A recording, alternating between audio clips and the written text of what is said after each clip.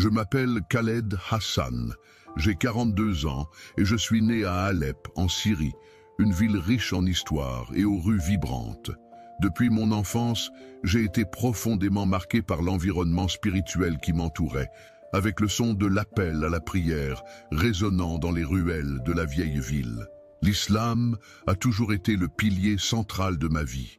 J'ai grandi en tant qu'aîné d'une famille musulmane dévouée, où mon père, un érudit du Coran, m'a transmis un profond respect pour les enseignements du prophète Muhammad. Dès mon jeune âge, je me suis plongé dans l'étude du Coran et, à l'âge de 20 ans, je dirigeais déjà les prières à la mosquée locale de Lo, ce qui était une grande fierté pour ma famille.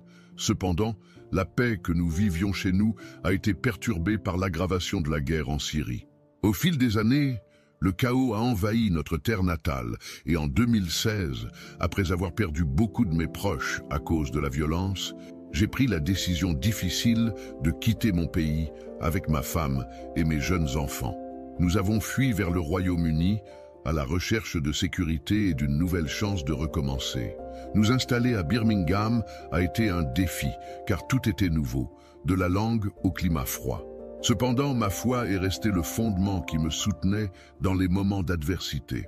C'est alors que je suis devenu imam d'une petite mosquée où je me suis mis à guider d'autres immigrés qui, comme moi, avaient été forcés de laisser derrière eux leur maison et leur vie.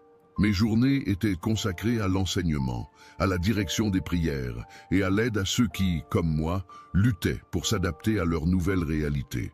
Je me voyais comme un pilier de foi et de certitude, enseignant à mes fidèles que l'islam était le véritable chemin vers le salut, une vérité en laquelle je croyais profondément.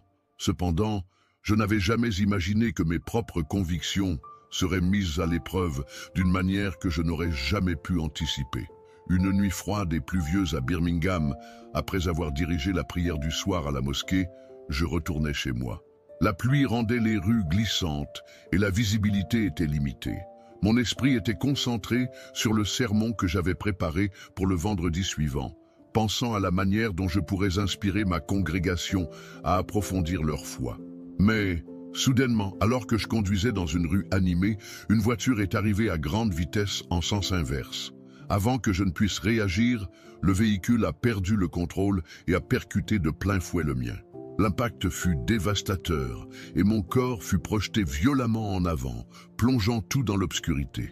Lorsque je repris un léger sens de conscience, je pus entendre des voix étouffées et sentir une douleur aiguë envahir mon corps.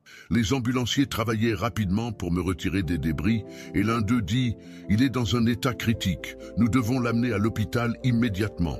Dans l'ambulance, je perdais et retrouvais conscience, sentant ma vie s'échapper, mais je m'accrochais aux mots de la Shahada, les répétant dans mon cœur « Il n'y a de Dieu qu'Allah et Mohammed est son messager ». À notre arrivée à l'hôpital, mon état était grave. J'ai été immédiatement emmené en réanimation et ma famille a été informée que mes chances de survie étaient minimes.